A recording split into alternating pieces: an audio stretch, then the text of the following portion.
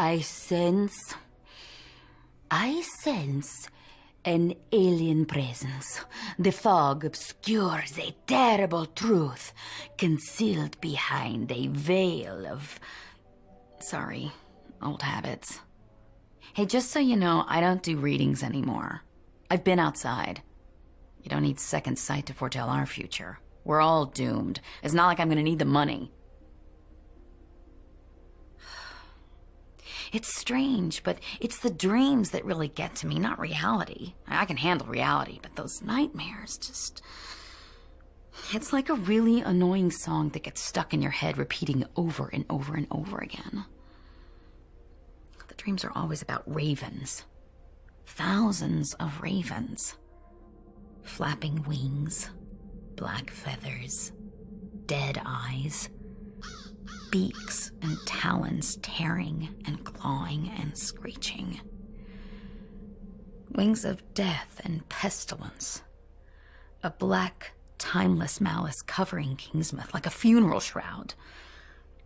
You get the idea. I don't know what any of it means, but it's doing a number on my beauty sleep, I can tell you that.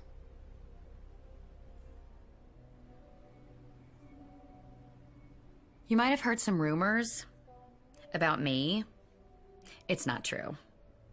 Not all of it. I mean, sure, before all this happened, I was an active young woman. You know, I like to play. But that doesn't give anybody the right to badmouth me. Small towns are all the same, filled with small-minded and petty people. So if a married man breaks his vows, I'm to blame, right? Yeah, stands to reason he was bewitched and seduced through no fault of his own. Drum up the auto da fe, burn the witch at the stake. I find it amusing when they talk about me behind my back. More often than not, my most vocal detractors have been among my most frequent visitors. Jealousy and guilt are two very powerful incentives to exaggerating someone's promiscuity.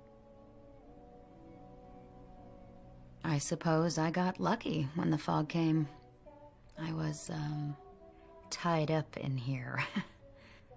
I had this uncontrollable urge to walk into the sea, let the waters swallow me. But I was unable to, due to, you know, the plush handcuffs. The mayor wasn't as fortunate, but I suppose I can thank his fetishes for saving my life. In the commotion, he ran out of here, in his boxers, with the key to the handcuffs. Which probably means he's walking around out there somewhere, in his boxers, with the key to the handcuffs. I contemplated biting off my own hands, but then Andy found me, buck naked. Me, not him. He turned red as a tomato, sweet kid. But I didn't want to join the others at the station. I've had enough of that judgmental looks and the whispering. I'll fend for myself, thanks very much. I'm not from Kingsmouth. I moved here about 10 years ago. In retrospect, perhaps not the best decision I've ever made. First, my husband left me. Then I lost my house, my savings. Running away seemed like the best answer at the time. I moved around for a few years. I didn't have any applicable skills, no education. My options were limited. Hello, Kingsmouth, yeah. This town seemed as good a place as any to settle. Plenty of people in need of assurance, so I figured I'd give this fortune-telling business a go. And here I am, surrounded by the living dead, in more ways than one. Some nights exist out of time. They're not part of one season or the next. They don't belong to the living or the dead. Boundaries collapse. Mortals meet with gods, demons, ghosts, all that crap. Sacrifice, purging, divination, summoning. There are certain kinds of crazy you can't get away with on normal nights.